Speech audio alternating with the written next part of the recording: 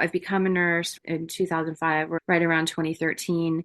I was at the Boston bombing. I was at the finish line when the bombs went off. And while what we saw, heard, and smelled wasn't anything different than what I've seen in a level one trauma center, it was at a safe event where my guard was down. And now I can see that that was an event that kind of cracked my armor. I thought for years and years and years that I could handle a lot, and I did handle a lot. And then when that event happened, I was different. I'm Tina Lynch. And I'm Jody Paul. And this is Oh Health No. Oh Health No. Welcome to Oh Health No. This week we have not one, not two, but three remarkable people with us. When we say not all heroes wear capes, we mean it. Although all three of them are bona fide superheroes, and we are not exaggerating here, they're first responders. I have first responders in my own family. My Uncle Joe was a police sergeant in the town I grew up in, Lyndhurst, New Jersey, and his son Joe is a retired NYPD detective. My cousin was a firefighter, and I worked with many NYFD firefighters in New York City. I have a deep respect, gratitude, and pride for them and their service. So this episode means a lot to me. Me too. Tricia has been a dear friend of mine for over 10 years after we saved a shelter dog together, Simba, an incredibly special German Shepherd Chow mix that she transported from LA to San Francisco. That was when I met her. When he was about to be euthanized by the rescue in San Francisco, long story, she picked him up after working a night shift in the ER. Then she fostered him until I could drive up from LA to pick him up. It's safe to say we were bonded after that experience. Sidebar, Simba is now adopted and living a lovely life in a beautiful home with an attorney in LA. And Tricia went on to adopt my two foster cats, Biddy and Jim. Amazing. I love that story. So Tina and I did our own episode with Tricia, and we had an audio issue. And here came Greg from the Overwatch Collective to save the day. Hero yet again. Besides hosting the Overwatch Collective podcast, Greg Grogan is a police officer and a former U.S. Marine. He also currently serves in the U.S. Coast Guard, which is where he met Jesse Coulter. The two of them founded the Overwatch Collective podcast and nonprofit in 2021 with the mission of offering mental health resources for our first responders and military community, as well as their families. To date, the Overwatch Collective has financially assisted 239 people in the first responder community, and they've attended over 1,847 therapy sessions. Their podcast has aired for 6 seasons and has 112 episodes. The Overwatch Collective podcast is wonderful, and their episode with Tricia, I wouldn't change a thing. And we didn't. We didn't. Tricia's story is riveting. No one thinks about nurses getting assaulted while they're working. It makes sense that it could happen, and it does happen, but we don't really think about that being part of the job. No, nor how they process the loss of a life that they tried to save. There's so much trauma that first responders face, and we're grateful that the Overwatch Collective exists and that they have mental health resources and a podcast to educate people and share their stories. Yes, and we can't wait for you to hear it. Please welcome Greg and Jesse of the Overwatch Collective with Tricia Serfas.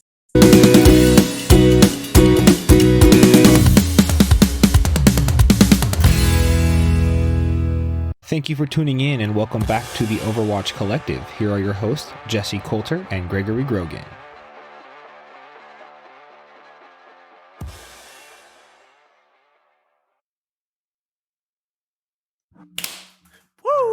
That one was not good. I thought it was pretty good. Whatever. Half the table didn't like it. Half the table did.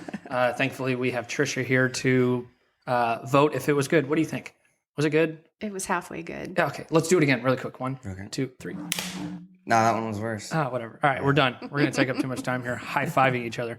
Welcome back, everybody. Season 3, Episode 2. We have Tricia here. Mark Poyer from Season 1, Episode 16 reached out to us and like, guys, you got to talk to Tricia.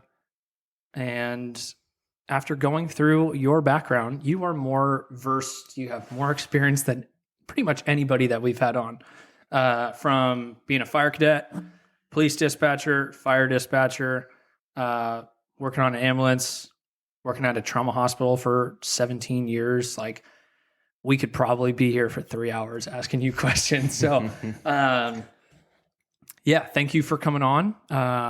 And we're looking forward to it. I know you were talking to me a couple days ago and you're like, God, I'm so nervous. I'm like, psh, don't. This is the most low-key thing ever. We're just two normal dudes. I woke up 30 minutes ago. Yeah. And we're sitting here at a friggin' poker table. So, and then something really cool to share is while Tricia was heading out here, stopped at like a little mom and pop coffee shop and was a little nervous. And it was so cool to hear, like, it kind of brought you to ease and everything, because some random lady came in and was like, God, you look good today. And you're like, this is all Target, babe. Like, Target. And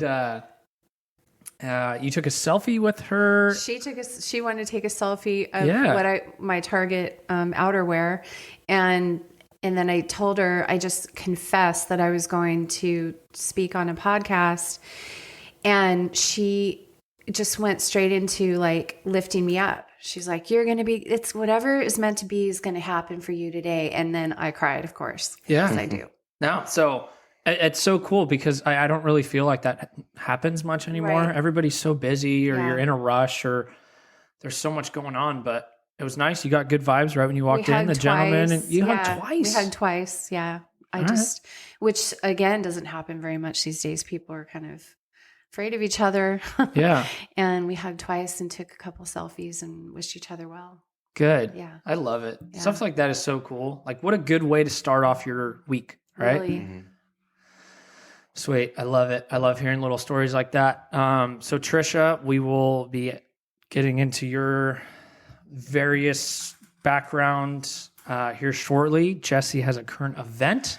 I do. It's a little touchy. So it was brought to my attention because I didn't know this. In Fort Bragg, those of you who know, is an Army installation.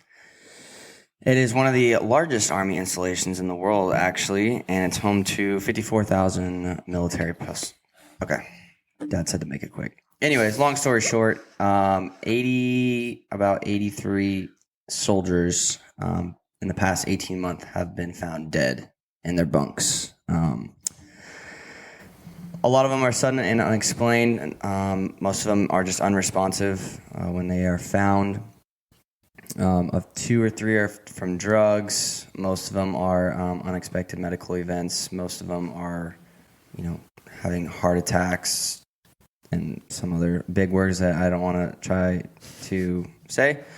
And then it just gets into, so here's the headline. Military's medical database explodes with 1,000% increase in medical issues since 2021.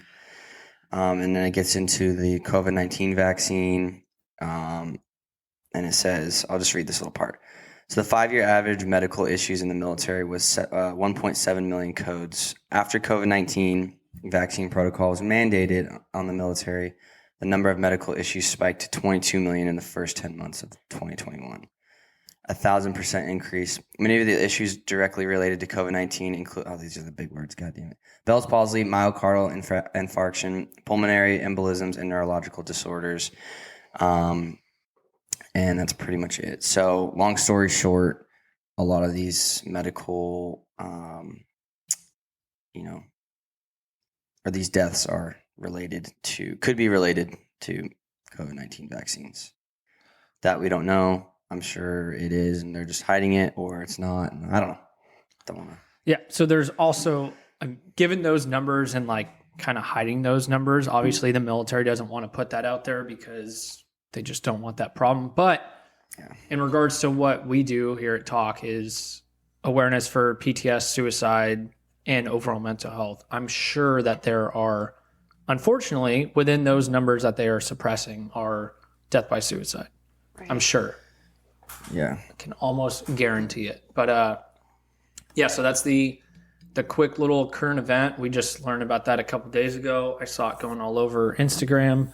But pretty crazy that the military is hiding these types of deaths and all that stuff. So, well, and if some of those are suicide related, that could be a result of being forced to do something you don't want to do. Yeah. Which I could really understand. yeah. Sounds like a lot of military problems. Yeah. That's a common theme in the military. Yeah, doing stuff you don't want to do. Mm-hmm. Exactly. Yeah. Sweet. So, Tricia, where do you even want to begin? I sat on Friday and thought about this because there's a lot to say about my journey through first becoming, I guess, a first responder, essentially, is how I started out here, to becoming a trauma nurse, and then the way I devolved into pretty significant mental health issues because of my job. And I wrote a timeline out from when I was 18, which I was an EMT when I became an EMT when I was 18. Basically, what I'm trying to say is I wrote a timeline of how my life devolved as I went through my career. I started out at 18 as an EMT, and one of my first calls was a GSW to the forehead. And What's GSW? A gunshot wound. And I'm like a suburban young girl who is trying to be a badass. And I wasn't affected then. I wore that like a badge of honor. I thought, I can do this kind of work.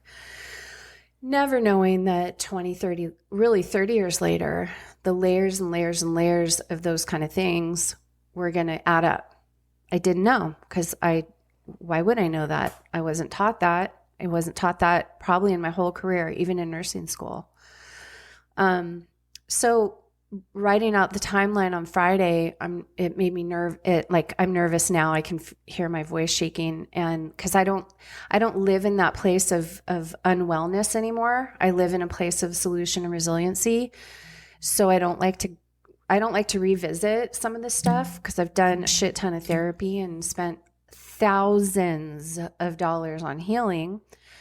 But I do want to paint the picture of what a career can look like from beginning to, oh shit, I'm in trouble, I need help now. Mm-hmm. And so that's why I wrote out the timeline.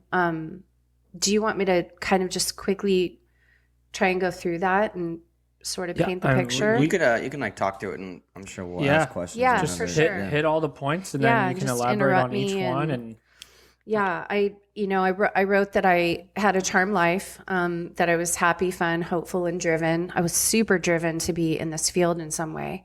I was stoked to be an EMT, and I worked in ERs as an ER tech. And then I went to the fire academy. My ultimate goal was to be a firefighter when I was in my early 20s. And I went to the fire academy, and I loved it. Like, it was the best 3 months of my life. I moved to Santa Maria to go to school to go to an academy. And then I moved back down to SoCal, and I did that for a while. And then I moved up to Northern California, and I became, I needed a job. So I became a police dispatcher. Well, not on purpose. There was a civil service exam for police dispatching. And so I took it and scored well, because if you can take the civil service exam in a certain way, you can score high. Mm-hmm. And so I kind of fell into being a police dispatcher, and that was again in my 20s. And I was pretty proud to be a servant. I've always been in public safety or public service in some way, and I was proud of that.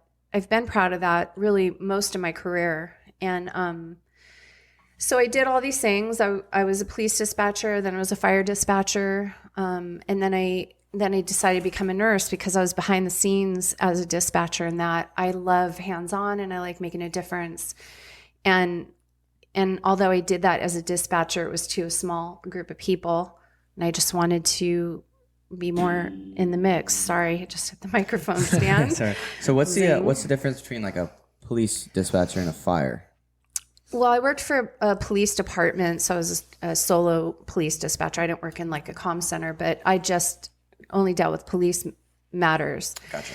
And then so there's comm centers where you can do all of those practices, I guess. That's not the right word, but that isn't ever what I did. When I went to the fire department, I was a solo fire dispatcher, and I only did fire. And because of my background in the fire academy, I could easily fit into both categories because I understood aircraft and all the other stuff that goes along with being a fire dispatcher. Mm-hmm. So anyway, I did go to nursing school, and that was the hardest thing at that time I had done in my life. And I was so proud. I was so proud to graduate and to sign my name as with RN behind it. Yeah. Like, you know, I was never good in school really. And it was a big deal for me to get this degree and to actually now be hands-on. And I've always been an ER nurse. In fact, when I graduated, there was a nursing shortage, which there is again now. And they recruited us in our 4th semester. So I had a job right when I walked out of nursing school. Nice. And that's what I mean by the charmed life, you know, like things always kind of worked out in my favor. I worked night shift almost exclusively, which I think factors in some ways. I'm sure you guys have talked about this in other podcasts, but I worked night shift for the majority of my career, even as a dispatcher. And was it like 12s? Yeah, for the PD it was 12s. For fire it was 24s, and it was on a Kelly schedule then, back in the 90s, and then nursing 12s again. Yeah. Damn. And again, you know, the whole mentality of I can do anything. I would work 6 12s in a row, but I was in my like very early 30s. And I normalized all this weirdo behavior, like that's normal to do. And it would take me 2 days to recover. And then the light would hurt my eyes because I was never in the sun, never, you know, like healing my body with vitamin D and eating junk and living on adrenaline, and never understanding that there's a price to pay later. There can be, not for everybody, but that's what we're here to talk about. There can be a price to pay down the line. And that's what that's my goal here today, is just to paint what that can look like, so that if other people are starting to suffer the same way that I started to and ignored, they can maybe do something about it. Yeah, and get some help. Yeah. And really quick, you mentioned that you spent thousands of dollars on therapy to work on yourself. Was it like 5,000, 10, 15, 20? Oh God, let me think. You don't have to give like an exact number, sure. But did insurance help? Well, so here's the interesting thing, right? This is for people that are shift workers or even nurses like me. I was per diem for the last many years of my career because I made more money per hour, and then I paid my own insurance. But my own insurance didn't ultimately cover the kind of help I ended up needing, if you know what I mean, in some ways. And then if you want a great therapist, dudes, you pay for it yourself. Like people like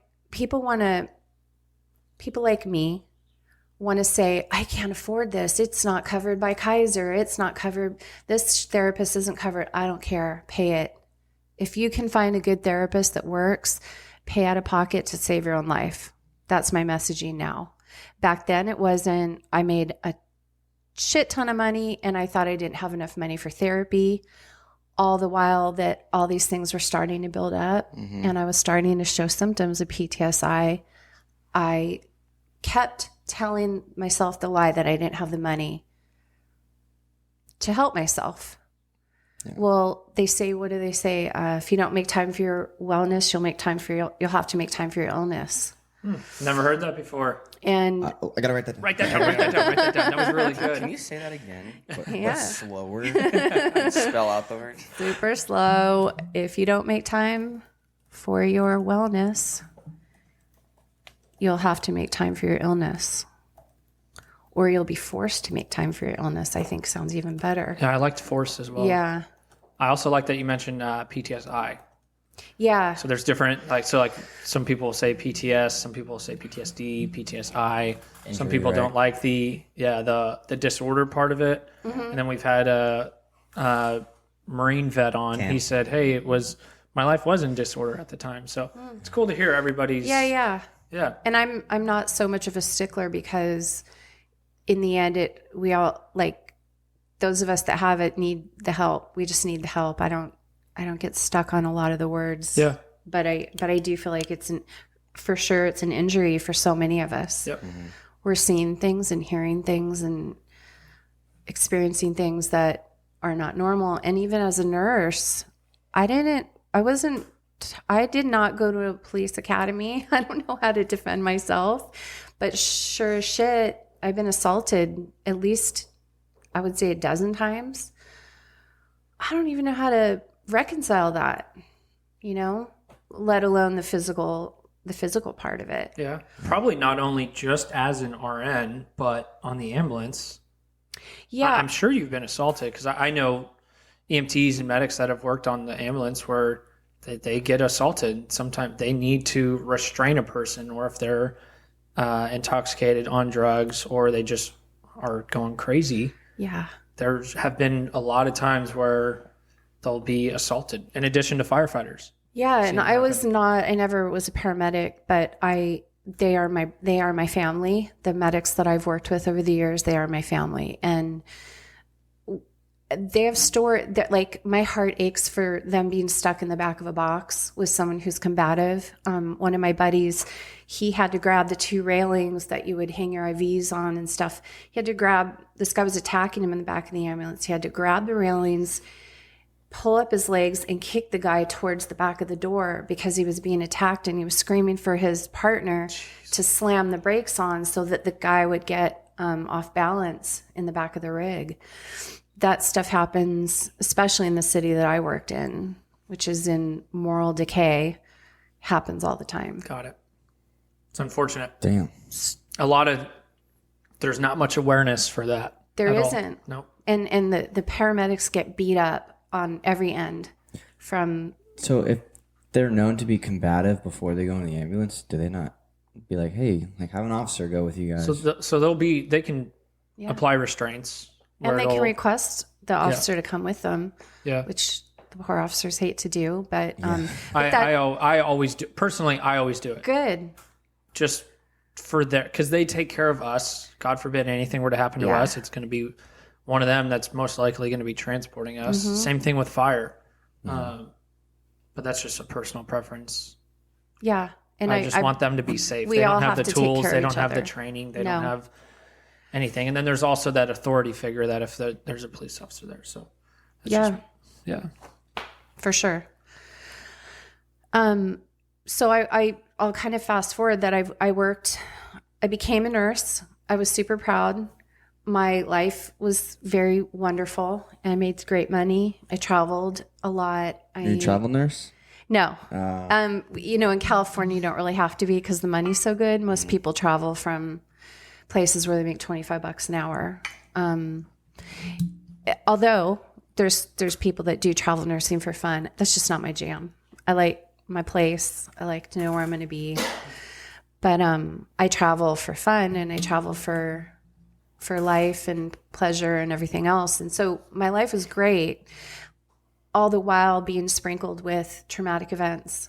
And one clump I'll hit on to show you how it can look for an ER nurse, because some people, I argue and say that we're first responders, trauma nurse or ER nurses, because we get exposed the same way you guys do, just not on the first level. We're exposed maybe on the third level.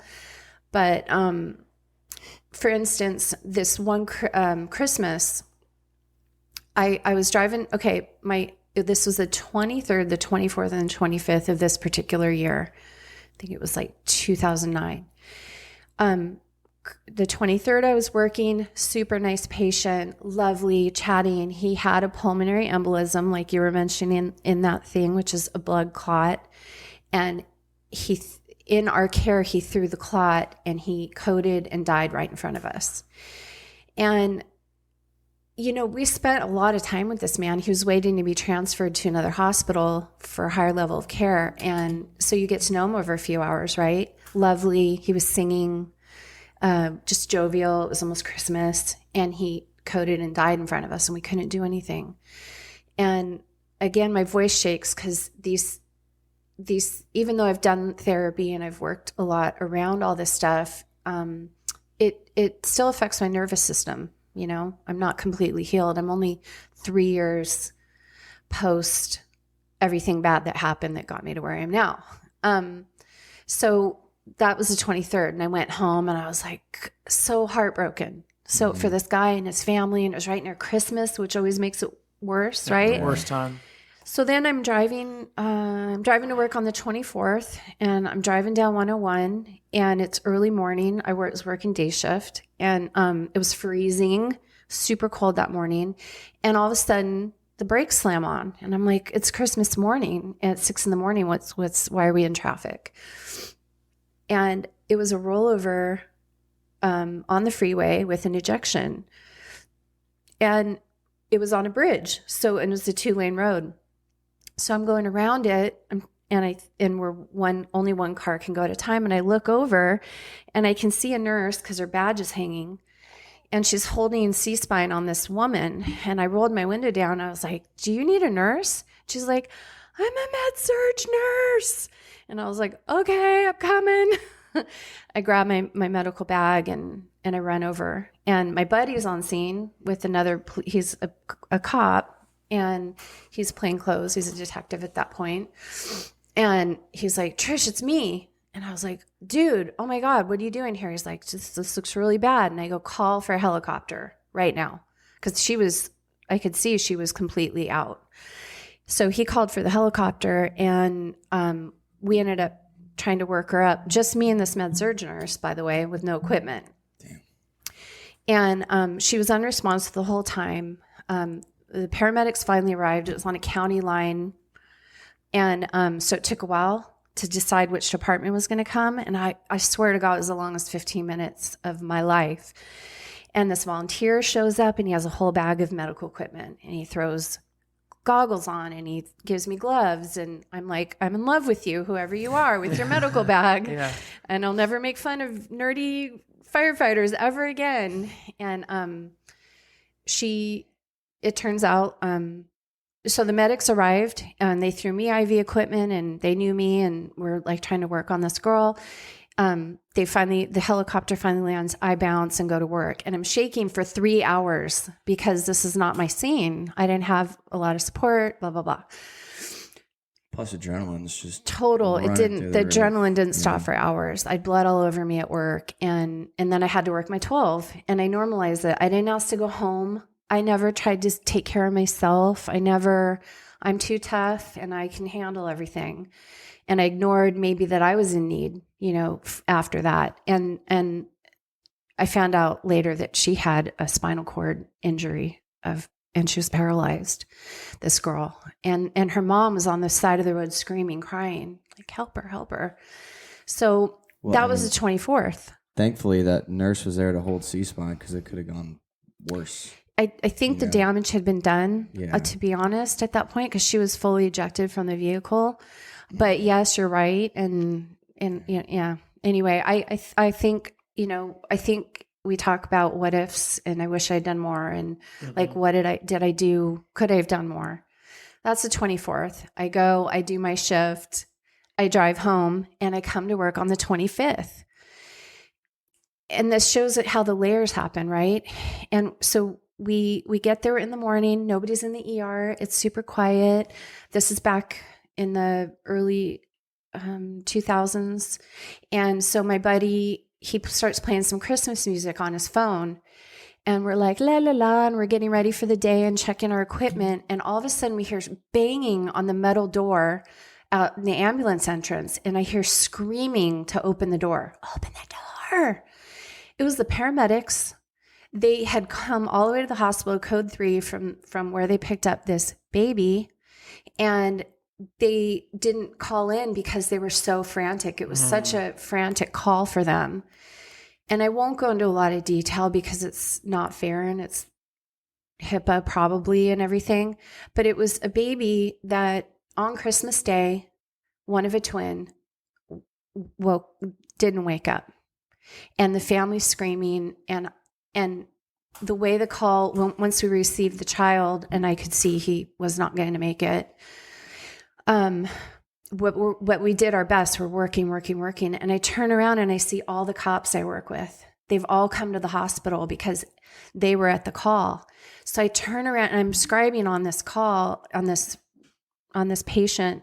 And I turn around and I see them and I see like their faces, and I'll try not to cry as I say this story, but it was like so unfair to me, like it being Christmas, the baby being a twin. How was the sibling going to grow up without its twin? How do you ever have a happy Christmas? Like I took all that with me.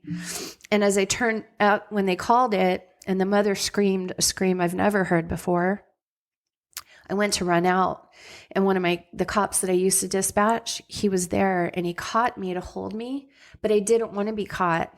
I didn't want anyone to see me crying. I wanted to get out of the ER. I didn't want that mom to see me break down. I wanted to be strong, and I couldn't be. Everything in me broke that day. And he's holding me now. And now I'm sobbing, crying in front of my coworkers. And I'm not that person. I'm kind of a badass. I used to be. And finally I was like, let me go. And I ran out and I was like screaming, crying.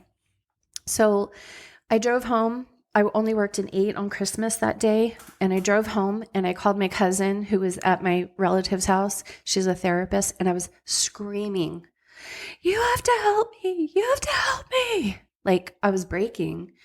Now, remember, this is all the way back in like 2009. When I truly, totally, and completely broke was 2019. Do you think I went to therapy over that 3 days? No, I didn't. I didn't talk to anybody except for my cousin that day, which she couldn't help me because I was in total crisis. And so it goes. And I even left that ER, which was kind of a nice neighborhood. It was a trauma center, but it wasn't where I went next, because I had to really up the ante. And my next job after that, starting in 2010, was in a big inner city trauma center. Raw, never having therapy, no help, and never paying attention to my check engine light going off. Yeah, that's, happens more often than none, where, you go through these 3 days, 72-hour stint, right, of just kind of putting the rock in the backpack. And then finally that last rock just sends you, and then you go through your emotion whirlwind, and then you're like, okay, I can handle it. Right. Right. And then you go continue to work. Because you get a couple good days of sleep. Yeah. And then you put the armor back on. Yep. 100%. And you put the shield back up, and then you go start over again.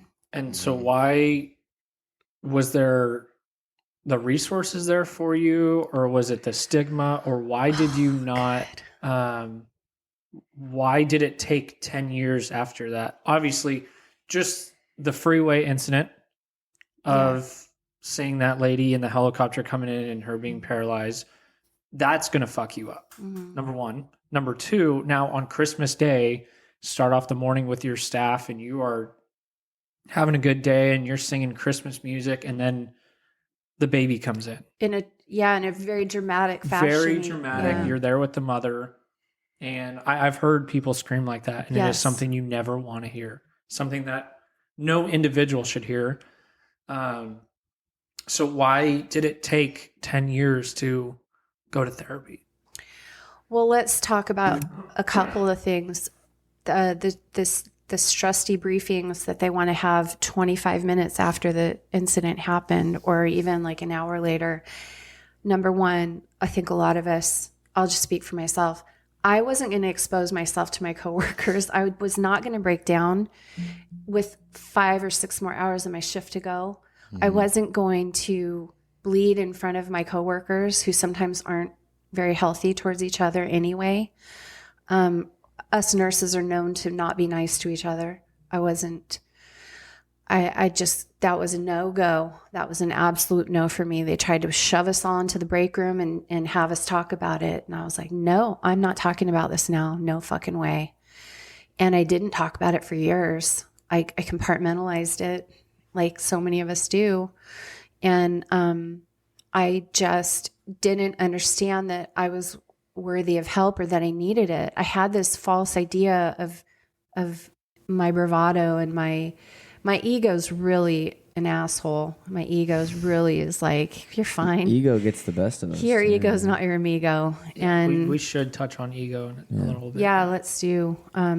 So that kept me in so many ways in so many times, like literally till I was almost, should be dead. I should be dead. Like, it gets uglier. And so then I go to this new hospital because I think level 1 trauma center now, let's do this. And my check engine light was on from the first month I was there. It was like, no, you can't work here. You shouldn't work here. You shouldn't work here. And 11 years later, I finally quit. Talk about denial and not paying attention and not listening to an intuitive voice or a God nudge or whatever it is. And I think a lot of us do that. Well, I have to go start over. For me, it's easy. For you guys, it's not. Probation for a year? No, thank you. I'm on probation for 3 months when I go to a new hospital. Easy. But I still didn't leave, I could have started over. I could have worked somewhere that made my heart happy and didn't destroy my soul. But going to this next hospital was the worst decision I've really ever made. Really. So what was the difference between the one that you were at and then, because you said level 1? So it didn't really have to do with the level of the trauma center. It was the neighborhood and the city, and like the frequency of calls and stuff like that. Yeah, and the clientele. Honestly, the clientele was far different. Every once in a while, we get someone at my other hospital where the baby had come. That was it. It was rare that we had the gnarly patient. And most of our patients were really nice and families. Now, then I went to this other hospital, and it was rare for us to have nice patients and very common for us to have, it was absolutely normal for people to tell us we were the F word and the C word, all the time. Jeez. And when we had nice patients, that's what we talked about. Where at the old hospital, when we had gnarly patients, that's what we talked about. So I went to this new place, and I'm speaking in vague ways just because I don't know. I don't really want to slander, I guess, but that just wasn't the place for my soul to be. Although I learned a lot, and I saw a lot. I would trade it all. I would trade it all for my mental health. Yes, was I a good trauma nurse? Yes, was I there for some of the big stuff that was on the news and everything else? Yeah, I don't care. I trade it all for good mental health and peace. Because by now, you guys, you know this, I was running scenarios in my sleep. I was running scenarios in the shower, and I was running scenarios in my car on the way to work. Active shooter, blah, blah, blah. Someone comes with a knife, and we're taking weapons off people all the time. Always had my phone. I had to have my phone in my, in my scrub pants next to my leg in case I got hemmed in somewhere and had to call 911. Like, it was stupid, the stuff that I became to normalize. So what kept you going from the day that you started the new job till 10 years later? Ego. Perfect transition into ego. Ego. It was ego. Yeah. And so you mentioned earlier, like when you first started, it was the ego, and being in the military and a first responder, that is normal. It is so normal to be like, you go through a traumatic situation and be like, no, I'm good. I'm a firefighter. I'm a police officer. I'm in the Marine Corps. I'm good, And then you do that for so many years. Why do you think we have so many death by suicides in our professions as first responders, military members, and then all of that affects the family as well? Oh my gosh, you're not kidding. You're not kidding, because then our egos prevent us from asking for help. Then our egos prevent us from confessing to our partners for fear of whatever, appearing weak, or someone said, God forbid, suggesting, why don't you try another department or another field? What? No, I was built for this. I went to school. You went, through an academy. You guys are prepared. Yeah. it's also, the persona, not the persona, but the vision, or I don't know what the word is, but for example, the Marine Corps, the mission, right, is first, right? So no matter what, the mission comes first, and then you kind of deal with yourself afterwards. And that kind of translates towards first responders, like helping people first instead of yourself, right? Because, I don't know how many times that you've actually successfully, saved someone in the span of 10 years. So I'm probably, that probably kept you going, so, and as, a cop or a firefighter, coming up on scene and, actually helping people out, or going to a call and actually successfully, saving people from attempting suicide. So like that vision that, I can, I'm here to help others and not myself, just kind of continues to.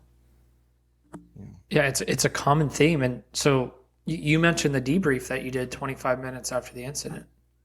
Yeah. And like the ego, like you said it, you're like, I don't want to fucking talk to these people. You don't get along with those people. It's not a safe environment. It's not at all. And I've been through 2 critical incident debriefs, and I've probably been to over 250, let's just say, just a fair number.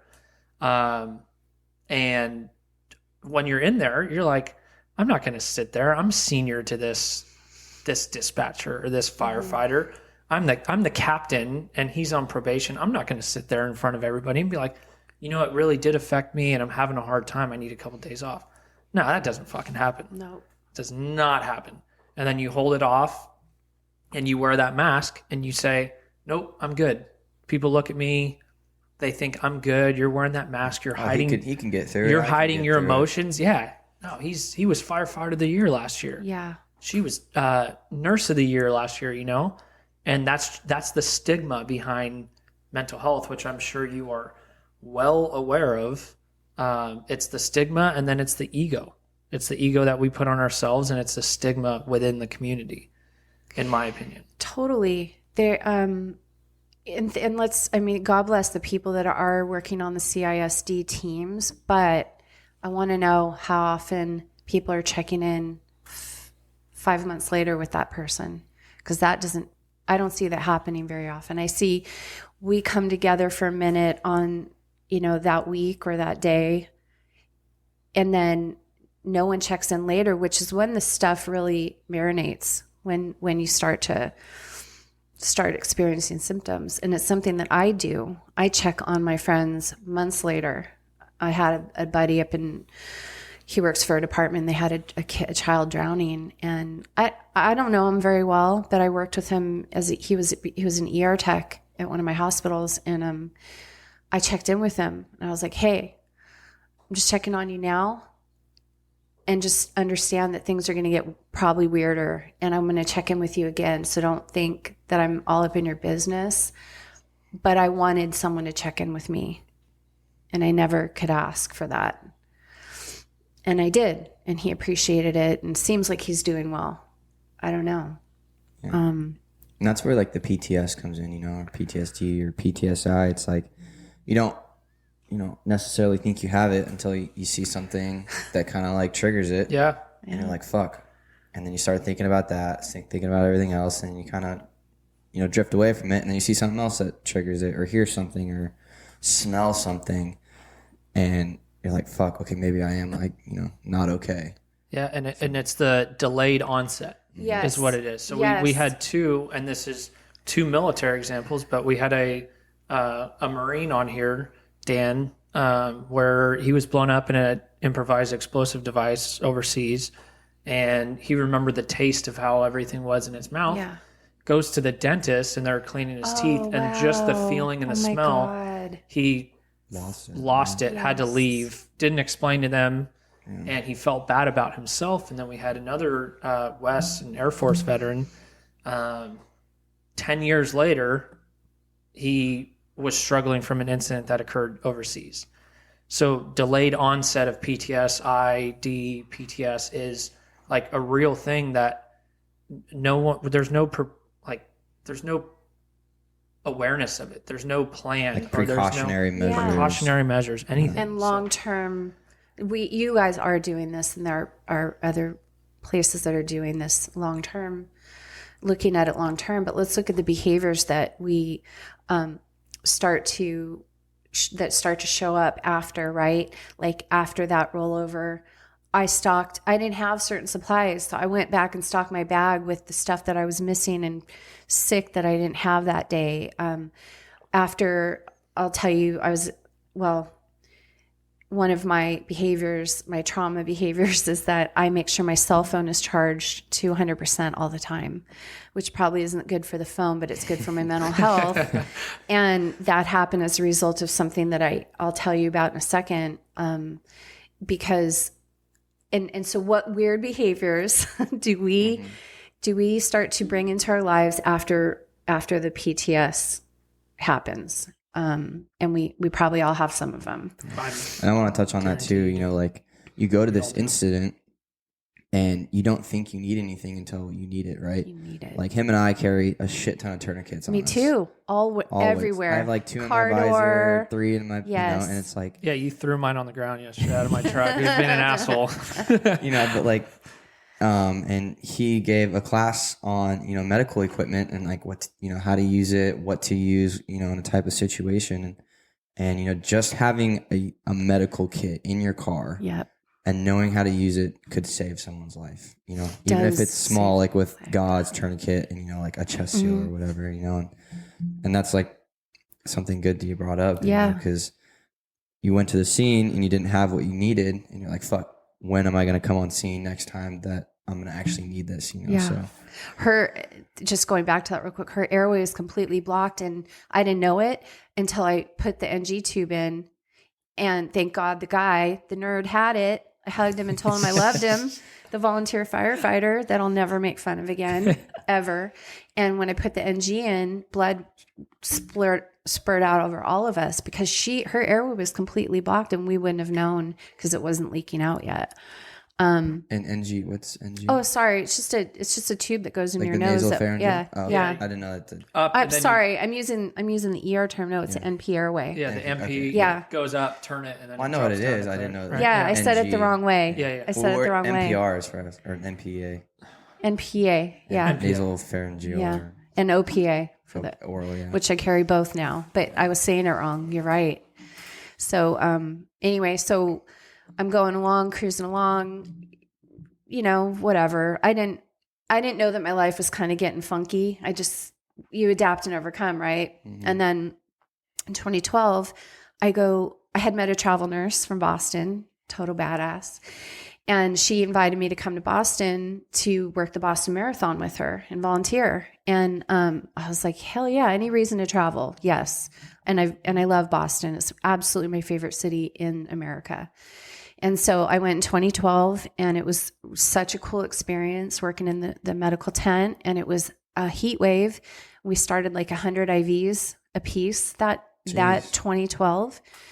We were shagged at the end of the day, just like sweat covered our faces and blah, blah, blah. And so we're like, all right, man, next year we're coming back. And I'm sure it won't be a heat wave that year. It'll be great. So I go back again in 2013 and we're all just standing around. The weather was great. Nothing much was happening. And the first bomb goes off. And I am hyper vigilant anyway. And I remember thinking the grandstands fell or a truck crashed into a building. I don't know why, but those were my two things in my head. And I knew that I didn't hear a boom like that the year before. Like I could, in like 2 seconds, I came up with that. Mm.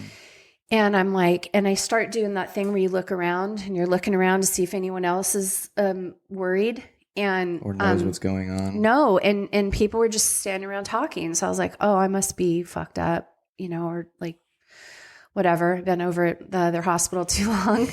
And then however many seconds later, the second bomb goes off and I'm like, oh God. And we are in the tent, the medical tent with the paramedics, with Boston EMS. So I run over to them because I was a dispatcher and I knew the radios were going to sound like this. And this is exactly what happened. And I was like, oh my God, what is it? And now the EMS, they're stripping their shirts off and putting bulletproof vests on, and they're gearing up and they run out of the tent. They told me before they left it was bombs went off. And I ran to the guy that was running our tent. I was like, bombs, get ready. Like, let's get tourniquets. Let's get this. Let's get that. And he works at Mass General. He's a badass flight nurse and trauma nurse. And so he's scrambling, and we're dividing up the tent. Who's trauma trained? Who's emergency trained? Get over here in this group. Whoever isn't, deal with the people that come straggling in, walk them back to us. So that's all happening. And the people, and I wish that people knew like how awesome the people of Boston are. And we came from all over. Obviously, I was from a different state, but the tent or the table that had all our supplies that we needed for the day, the people that worked that, they pulled off all the junk that they didn't think we needed, and they started throwing stuff on the table that we would need. People started tearing things up for tourniquets, getting IV equipment. We were spiking saline bags, blah, blah, blah, blah, blah. So again, like you get it, you move into action. None of us were worried for ourselves, at least not any of my group. There were 5 of us nurses that were all ER nurses that were working on the team. And we never thought about our safety. We were just like, what do we need to do? Where do we need to go? And we did. We mobilized, and we ultimately ended up taking a cart later after the first wave out to Boston Common looking for stragglers. And I ended up getting video of this mom and her daughter reuniting. This was probably like an hour after the bombing. I have a bunch of video footage of like mutual aid coming in from Connecticut and Maine and all in New Hampshire. And anyway, I did get some kind of historic video, including this mom and this daughter reuniting and them screaming and crying because she wasn't dead, you know? Mm-hmm. But what happened was, after that, I noticed that the PTS symptoms wicked elevated. When I came home, first of all, there was no debrief for me. Not that I needed it. You were just traveling. I was traveling. And you're like, I'm going back home. Yeah. But there was for local folks. And then I flew back home, I think on the 21st, and the bombing happened on the 15th. Does your dog recognize that if someone gets anxious? Probably. Wow.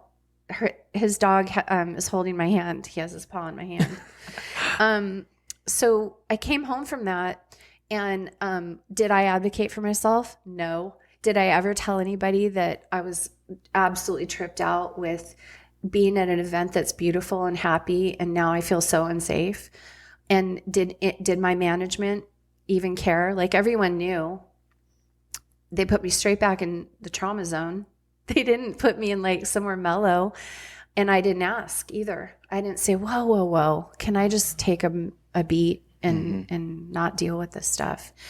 And then I want to bring up the point that and this is why I keep my phone charged, we were in this tent with all this equipment around us, and it drained our phones. So I was down to like 20% on my phone when the bombs went off. Well, now my phone, my mom, my brother, my boyfriend, no. And I'm sending it to silence because I need my battery. So that's where my over exaggeration comes with needing a full battery all the time. And Facebook looked like my funeral. All of a sudden, all these people came out of the woodwork claiming they knew me. They did know me at some point, but hadn't been in touch with me for years.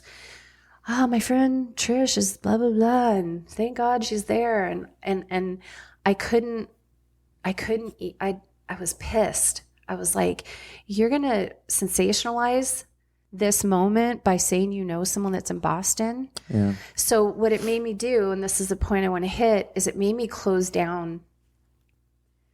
It made me like fold into myself, and I didn't want to tell anybody what happened that day because I felt people were sensationalizing it, and whoever asked me details, I was like, nah, story isn't for you. This is a sad day that was hard for a lot of people and scary, and I'm not telling you the details of that day. And all of a sudden I didn't. Like, for years I didn't talk much about it, and that festered. Mm-hmm. And at work I became hypervigilant, and I was suspicious, and I was irritable, and I was everything. I was all the symptoms that you could come up with, I had, but I didn't recognize yet. And that was, now, mind you, I had layers of trauma for years and years before this. I'd been assaulted so many times at work and then all the other little stories. But now that armor was cracked. That tough armor I had was fractured. And how do I live in a world like that now? Because my mechanisms for coping weren't working anymore. And I was having night terrors, which I hadn't had. And I had terrible insomnia, and my work days were really hard. And I went from this sort of strong team member to someone who was suffering and struggling and not sleeping and stressing about sleep, right? Don't you want to get sleep in between your shifts? 100%. Aren't you obsessed? Like, I'm obsessed with my travel time and then the sleep. And that didn't happen. I could sleep forever if I could. Yeah. And at this point, if you have severe PTS, you want to sleep if you can, without nightmares, please. But I wanted to be checked out. I just didn't want to be awake. It was painful for me to be awake. And so when you Crazy. mentioned that, like the painful to be awake, did you ever contemplate dying by suicide? No, I was committing suicide on the installment plan, though. I didn't Can you touch on your installment plan, or where did that come from? Or? Yeah. This is the part where here's a slippery slope that I really want to talk about. I wasn't sleeping. I went to the doctor. I told him. He diagnosed me with PTS. And then he offered a prescription for a sleep medication that starts with an A that is not Ativan, and it causes amnesia. And I'm not mentioning the name in case Big Pharma is assholes are listening. It's a really dangerous medication. And at first it worked. I went to sleep and I thought I found a miracle. This medication was now my savior. Mm-hmm. And it worked and it helped me sleep. And then as I used it longer and longer, and this went on for years, by the way, ultimately, it stopped working. I had to take higher doses. This medication has a short half-life, which means it wears off quickly. It causes rebound anxiety. It causes rebound insomnia, which I kind of think now is the point, to keep you needing more. So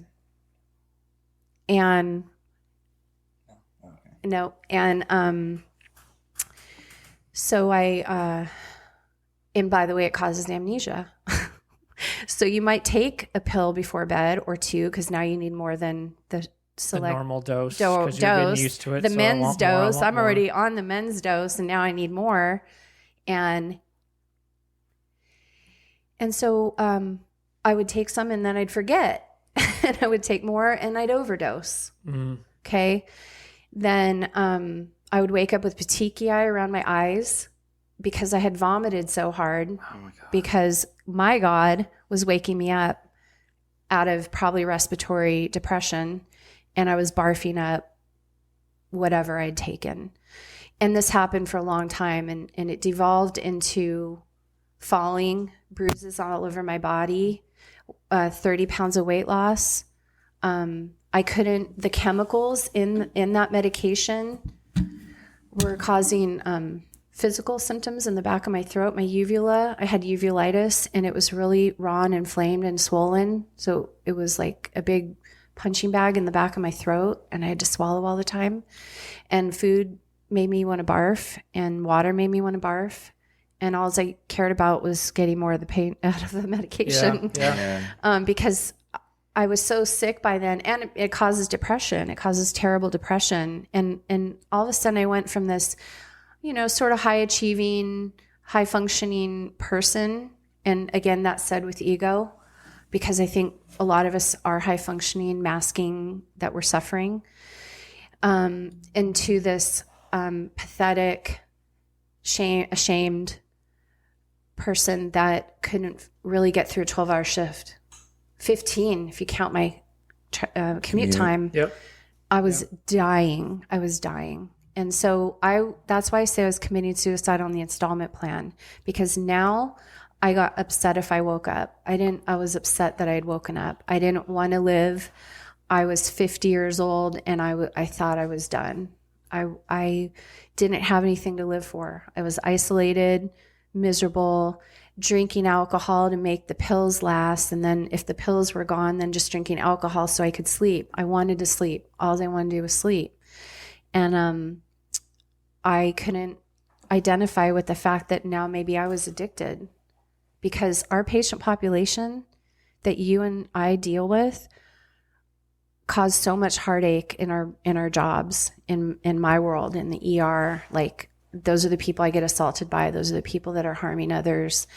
And I couldn't identify with being part of that population, which is ego again. And my ego kept me from getting help. Like, I knew I was screwed, you guys. I knew I was screwed, and I didn't know what to do about it. And how long did that last for? Where you knew you needed help. Yeah. But your ego, how many, was it years? Was it months? Was it? I would say it was a couple years. And then at the very last year, when I had lost so much weight, and my fighting weight's like 160. I'm way heavier than that now because of, I don't know, food's my only serotonin bump right now.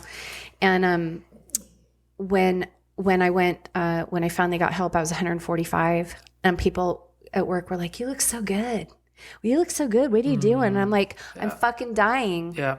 I'm dying. If you couldn't tell, I can't make it through a shift, and any stimulus hurts my body and my soul and my ears and my heart." It was, nobody noticed that I was dying right in front of them. Jeez. Except for one person. Your cousin. No, I know who. Yeah. It was a coworker, a paramedic, and she saw the symptoms, because if you spot it, you got it, they say. Mm-hmm. And she saw the symptoms, and she knew, she was on alert that I needed help. And this is what I think in part we're here to talk about. How do we help each other? Like, what do we do for that struggling person who's I'm kind of salty. Like, if you see me on a work day, I'm not super approachable. She liked me, and I was always nice to her. And I kept asking her why she was helping me. And she's like, "Because you were always good to me." But I'm not that easy person to help, which I think a lot of people aren't. Yeah. And she had the balls to do it. She showed up at my house unannounced, had to get through a gate because I had a gate code thingy. Was calling me constantly, and I was going straight to voicemail. And then I saw her talking to my landlord, and I didn't want him to know. Mm-hmm. And so I had to open the door, and this chick is a total badass, this girl. And she knew when I opened the door, I was like, almost like, "What are you doing here?" Like, I didn't want her here. And she goes, "Can I have a hug?" And I don't know why I said yes, but we hugged, and I felt her heart, and she's legitimate badass. And her heart was like, "Ka, ka, ka, ka, ka, ka, ka." And that moment softened me. I was like, oh my God, she's nervous to be here. And it softened me enough to crack me open just a little bit for her to say, "I think you need help." And I broke down for hours. I was like, she had to help me up the stairs. I could barely get up. I had to shower on the floor. Mm-hmm. Like, I had no muscle or anything. I was sick. I was dying. I was actively on my way. I changed my bank password so my brother could get all my money. I'd written a note that I knew I was going to die, and "Don't worry, my life sucks anyway. Be glad I'm gone." And she changed in that moment. She changed it. She gave me like this sliver of hope. She's like, "I identify with what's going on with you, and I can tell you how I got out." And that's all I needed. I needed to know that there was a way out. She gave me a sliver of hope. And we spent hours together talking, and me crying, and her being nervous and smoking 8,000 cigarettes because it was heavy for her. Yeah, it's heavy to be the rescuer. And I agreed to go get help. Good. Well, thank God for her. Yeah. Really, she saved my life. Yeah. She saved my life. You still in contact with her? You guys close? I wish we were closer. maybe she was just meant to be for that moment. Although I text her every surrender day, like I don't drink or use pills anymore. And that date it's important, but my surrender date of when when I agreed to get help, that's the day that means everything to me, because yeah, it means everything. I don't really see that as a surrender, though. I surrendered to, I do. I see it as a date that I stopped letting my ego dictate what was going to happen for me. And I surrendered to being soft enough to ask for help. Oh, okay, that makes sense. Yep. And to receive it. And I kept asking people why they were being so nice to me. I wasn't used to that.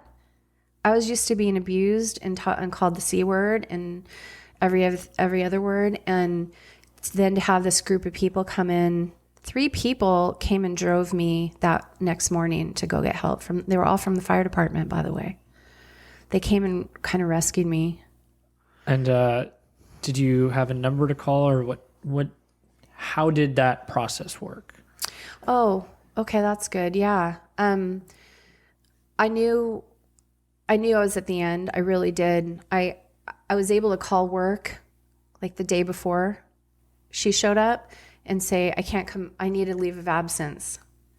I never used at work. I just want to preface that, but I was really sick at work. So I wasn't optimal at all. And I'm embarrassed by that. But I called and I said, I need a leave of absence for 6 months. And they said, okay, no problem, no questions asked. And then how do I detox off of benzos, essentially, which is gnarly as fuck, benzos and alcohol at this point. And so I needed to go somewhere to detox. And she knew where to go and where to take me, because the fire department happens to have a lot of people going places like this. And she called and helped me, and I called and talked to the lady and was like, yeah, I need help. I know I do. And I was ashamed about that, but I'm not anymore, because that also saved my life. Because I needed to get away from my house where I was dying, the couch that I had been dying on, my little fucked up routine at home, and go somewhere different and be separated from access to buying alcohol or anything. And that's why going to, it's no use being vague, going to rehab is important for a lot of people. There's a stigma attached, and there was for me. I don't go to rehab. That's not for me. I don't do that shit. Yeah. No way. But that's what it's meant for, to be separated long enough to get healthy, eat some food, get some knowledge. I had no knowledge of what I had been doing to myself. And I didn't even know that I was worthy of help like that. And I paid for it out of pocket. That was 20 grand right there. But you know what? She said to me, she goes, I know that you liquidated a Roth IRA because you told me while you were fucked up. So I know you got the money. Now, do you want to use that money to save your life, or do you want to leave the money in the bank for when you die? And that's what I needed to hear. That clicked. I was like, wow. Oh, okay, I can let go of the money. Yeah. And so from that moment on, I let go of my attachment to money in order to save my life. Got it. That's amazing. Yeah. Well, I'm glad that she told you that. And then I do have a question. So we've heard a lot about the stigma, being ashamed to get help.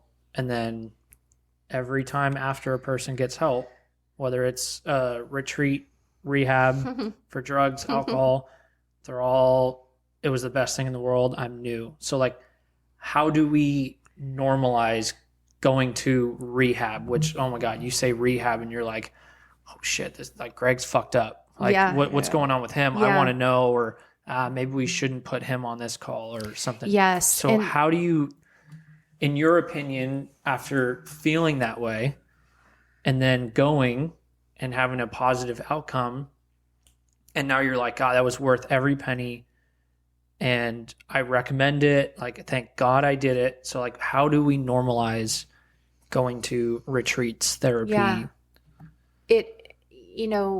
One of the things that I really want to point out is that there's this whole stigma placed on addicts, let's say in general, because they fuck up our whole work week in some fashion or another. And I had the same bias. Like, my own coworker had come to work drunk and I judged her.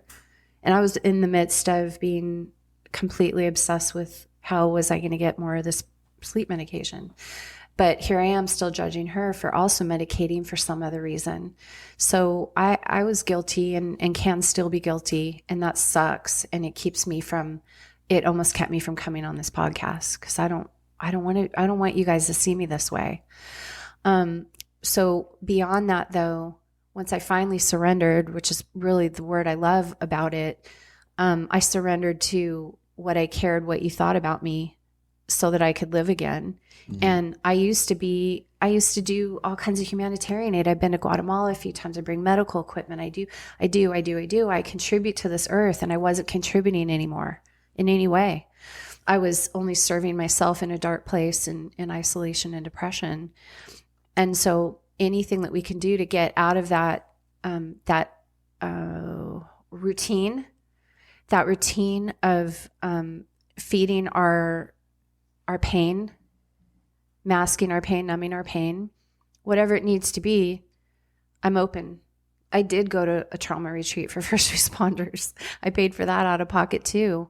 And that wasn't, rehab was, I think we're all the same. I keep hitting the microphone thing. I'm sorry. Okay. I think we're all the same, where you and me and you have been working. I've been working since I was 16. Never in my wildest dreams would I take 30 days unless I was in Greece. Then I'll take 30 days for myself. But never would I think to take 30 days to take care of my mental health and my physical health. And there was nothing wrong with me doing that. It was the stigma associated with being in such a place, and I didn't want people to know. And what I want to say is, how much do you care about your happiness and your peace and the wellness of your family and the way you contribute to the society? Would you be willing to give up 30 days, probably for the better? I have a buddy right now who's in the middle of his addiction, and he's like, I feel like I would feel really sad if I left my family for a certain amount of days. And I was like, bro, that's better than not being you're alive. Miserable at home anyway. Your family isn't getting the whole of you. But he's convinced, like you just brought up, how do we tell people there's light on the other side of the work? There's light on the other side of this despair. We're not meant to live in despair and isolation and shame. Yeah. And so you mentioned something that, I even sat there and I think you saw me and I'm like, oh my God, I've never done that. So there's a whole stigma around first responders, military. You cannot call in sick. Like, it's not a thing. Yeah. So I know for me specifically, being a police officer, when you hear over the radio, like, hey, a sick call, and it's like, oh, this person's calling out sick, everybody's first kind of thoughts are, oh, they just want the day, or someone's in town or something, right? Sometimes it'll actually be like where they just want to get out of work for the day, or hey, is that person like actually sick? But there is no such thing as like a mental health day. Right. It's not a thing. And it's always, literally every single time it comes over the radio where it's like, hey, Greg's calling out sick for today. Greg's calling out sick for, unless I'm like actually like reaching out to my supervisor and be like, hey, I got the flu or I got COVID, here's a test. But like just a random day to call in sick is not a thing. And there's no such thing, in my opinion now, and correct me if I'm wrong, as like a mental health day or a mental health week. Is there in the military that we deal with? Nope. There's nothing like, nope. If you're active duty, Jesse was active duty, you could touch on it. There's no like, hey, this has been a lot for me. This training has been a lot. I've seen a lot of Can stuff. You imagine saying that? Yeah, it's They'd not probably just run you in the ground harder. Yep. They would push you even harder. So, we accumulate, right? You're accumulating experiences. You're accumulating traumas or vicarious traumas or sounds or smells or whatever, people being nasty, when do we offload those? When do we detox from the accumulation? We don't. And that, Till it's too late. yeah. And it goes the same with like just getting medically into this, like all the things, maybe the toxins we're accumulating through plastics or things that we eat that are unhealthy, or let's say mercury from sushi, and our liver's accumulating. Well, that's why I do liver detox now, because I'm never offloading my liver from all this stuff. I mean, it filters some of it, but not all of it. And I look at it the same way with mental health experiences. And unfortunately, like ego and machismo, even for me, like I looked at myself as like a machismo girl, salty, proud of it, could handle a lot, and could, stop horrible behaviors, even like that in the ER. Never thinking about how I was accumulating shame and guilt and embarrassment, even sometimes because of the way I talked to a patient, or even treated a coworker. I never was detoxing from those experiences.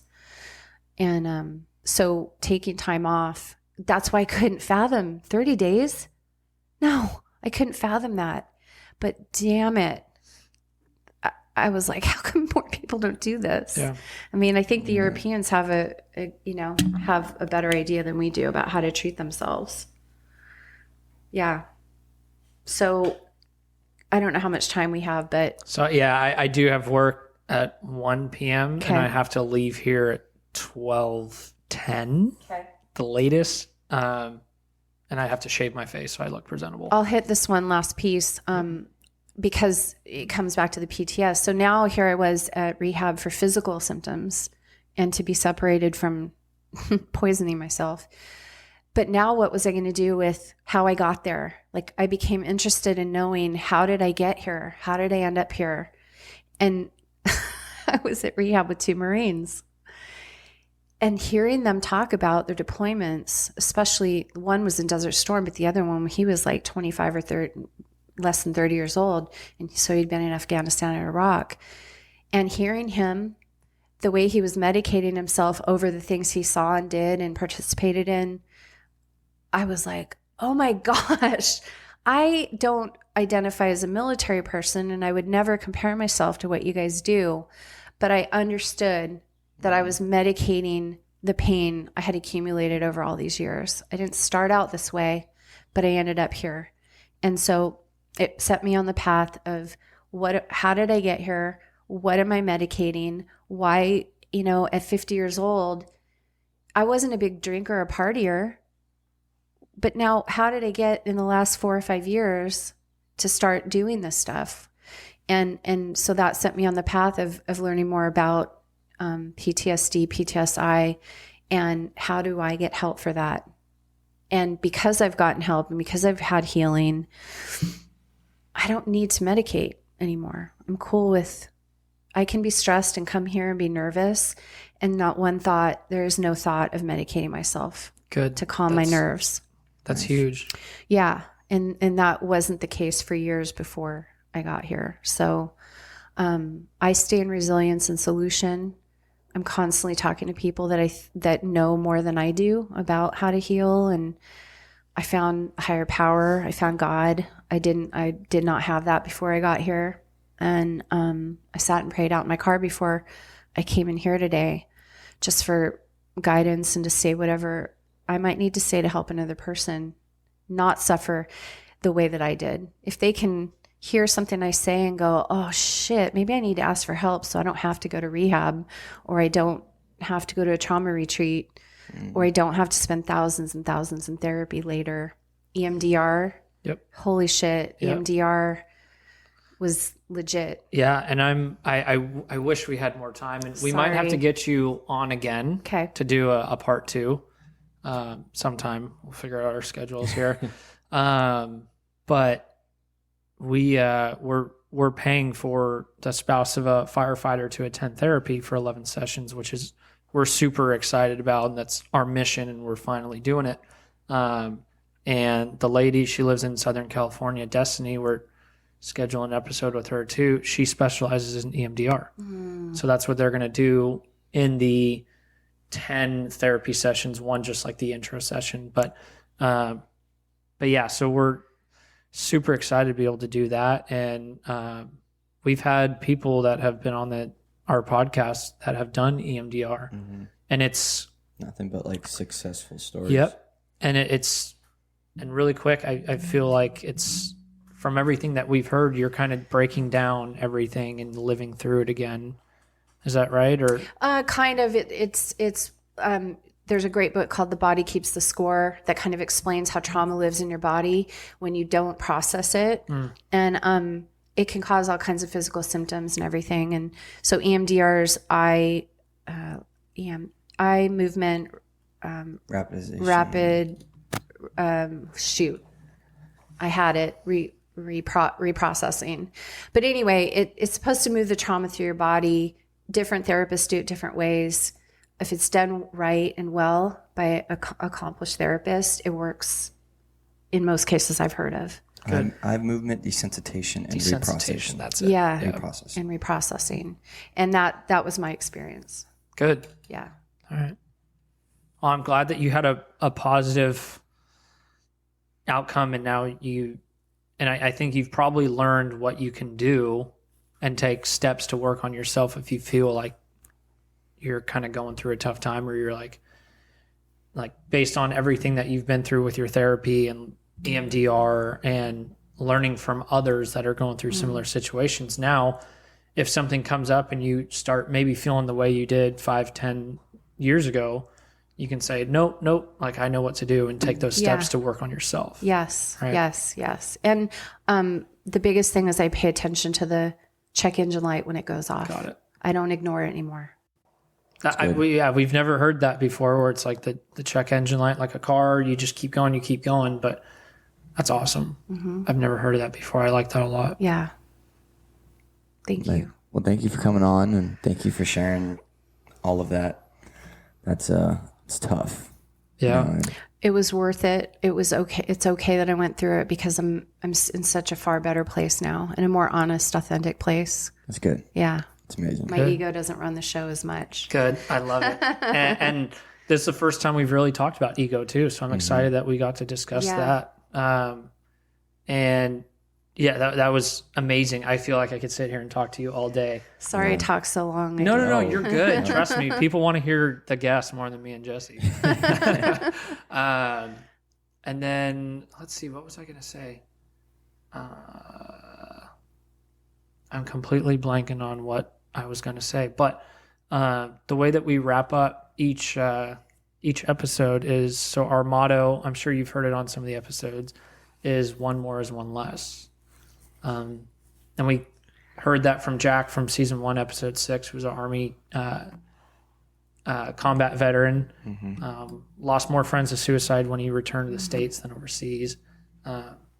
So one more is one less, and what we like to do is, obviously you've heard, is have the guest kind of share what one more is one less means to them. One more is one less. I mentioned to you, I cried when I heard that mentioned the first time, because I feel very strongly like you guys do. And one more is one less person walking around in pain.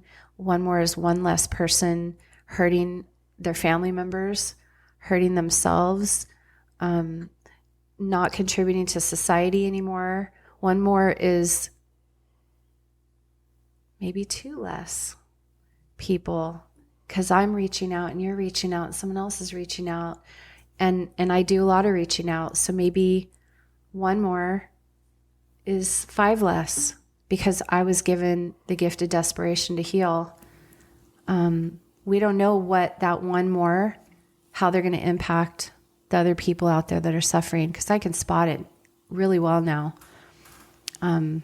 I love that mantra. I think it's absolutely so beautiful. Mantra. Such a good mantra. Yeah. Good. Amazing. I love it. I thank you guys for what you do. Like it's hugely important. Thank you for trying to help others. Of course. Yeah. Just 2 dudes trying to help out. Anything that we can do. Yeah. That's literally why we started this. Yeah. And now it's kind of turned into this, where we get to meet amazing people and hear these stories, and really for us too, it opens up our eyes and A lot. and a lot of people listening. Yeah. Is it so we kind of do ask this of our guests as well. If someone reaches out and they're like, hey, this episode with Tricia, like I would love to speak to her, or I would love to pick her brain. Is that okay if someone reaches out to us to talk to you? I'm always in service. Okay. And you might have heard this also, but God pulled me out of the pit so I could help pull others out. That's what I feel like I was in part meant to do. Perfect. Yeah.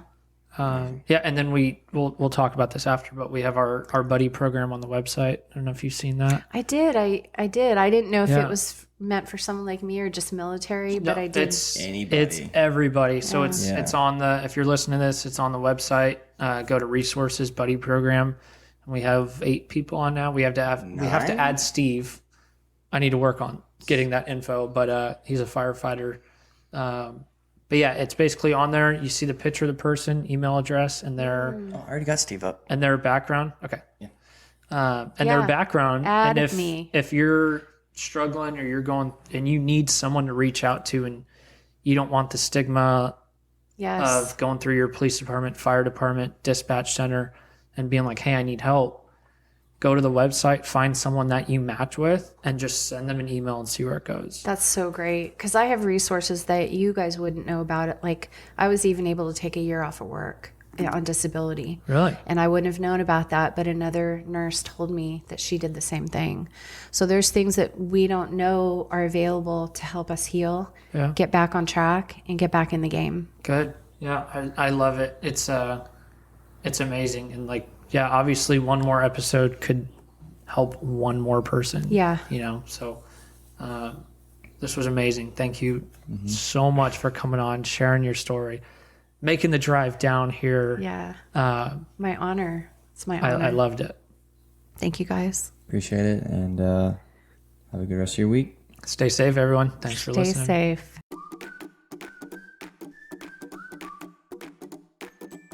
Please support the Overwatch Collective. It's such a worthy organization. We would be nowhere without our first responders. They deserve our thanks and so much more. Please visit www.theoverwatchcollective.com to learn more.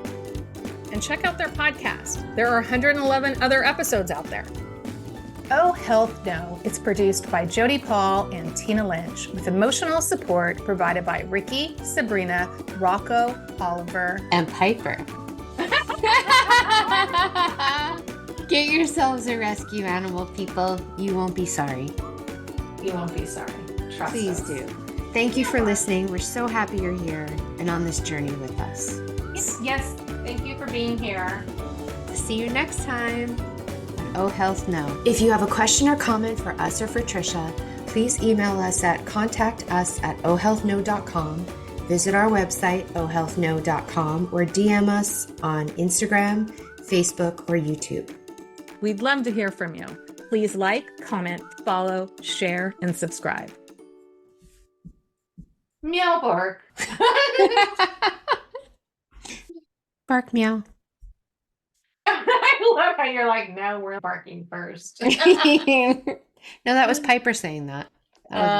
Sure it was.